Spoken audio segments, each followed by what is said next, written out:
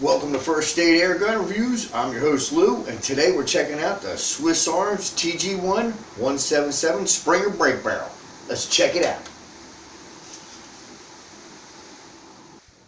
On the front of the gun, it has a muzzle brake with a fixed fiber optic front sight, and the front sight has a little shroud over it to protect it from getting bumped.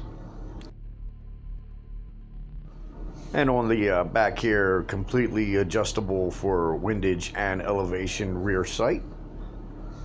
Here's a look at the scope stop and the Swiss Arms TG-1 logo. Something I'm not a big fan of is the Dovetail mounting system. Here's a look at the plastic trigger with the manual safety. And right now the gun is on safe. As you can see, the safety is a trigger safety. All you have to do is just push it forward, and now you're ready to fire. And because it is a manual safety, every time you fire it, put it back on safe, and you're ready to load another pellet. At the back of the gun, we're taking a look at the fully adjustable stock. Just loosen the mount there, and it slides up. I'm having a little trouble here. Loosen it up a little more, and it's on like a little plastic tube slide. Doesn't have actual increments, so when you push it up or down, you got to really lock it down, or it could move on you after you fire the gun. And basically, once you got it locked down, you're ready to go. And to put it back, you just reverse the process.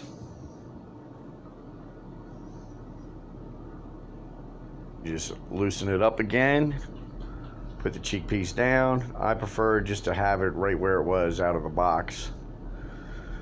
And for the stock part, basically it has another wheel down here. You loosen that up, and that can slide up or down.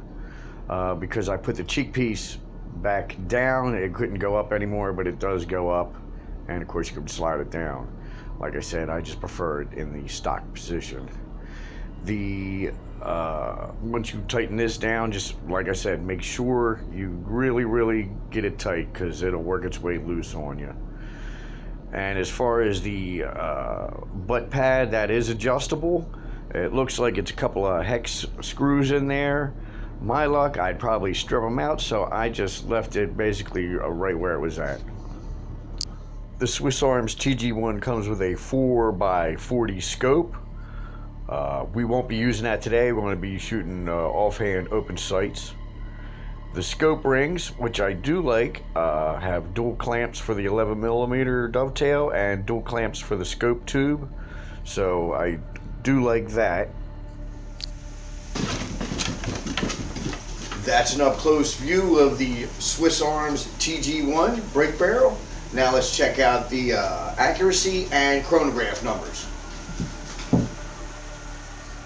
For today's testing, we'll be doing the 7.4 grain Crossman destroyers.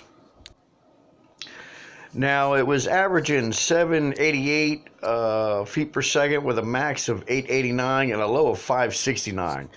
This is right out of the box. It was full of oil and grease, so I'm getting some wild numbers. I don't think we're going to get anywhere close to 1,400 feet per second, though, on even on its best day.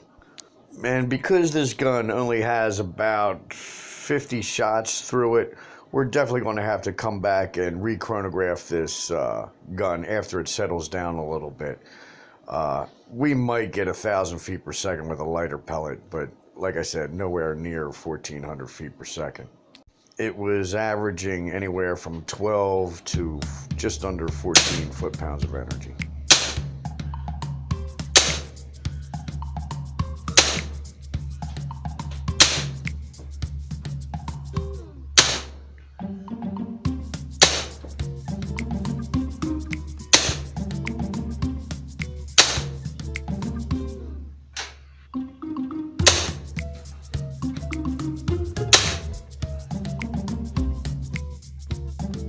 had one really bad flyer averaging 1.5 inch center to center at 30 feet, shooting offhand, freehand, however you like to call it.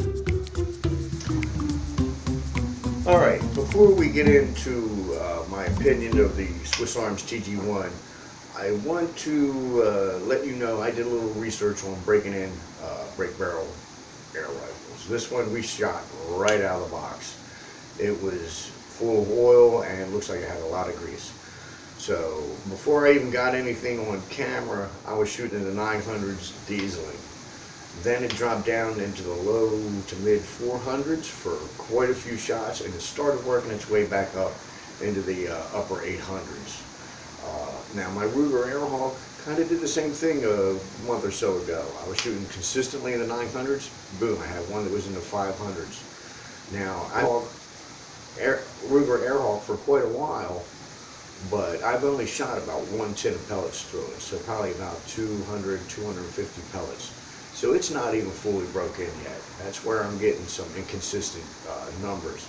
This thing was definitely giving us inconsistent numbers. It needs to be broken more before I can give a definitive recommendation or not. But it does look like a Ferrari, but it shoots like a Pinto at the moment. My big concern for people here is tightening and loosening the stock adjustments and the cheek rests.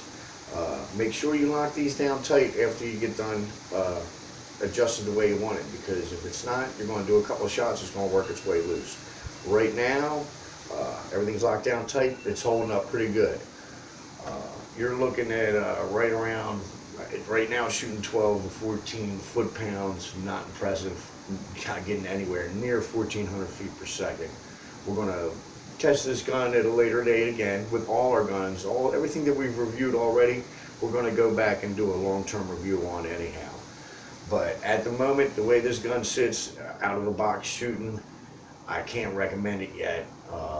But I do want to get some more time, trigger time with this gun, see if it breaks in, see if it settles down. I get a little consistent pellet speed. So we're going to go from there. I wish I could recommend this gun right now because I wanted to love this gun, and right now it's a bit of a headache.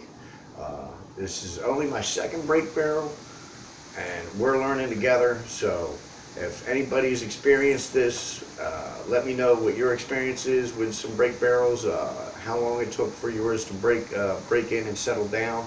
Were you getting inconsistent pellet speeds?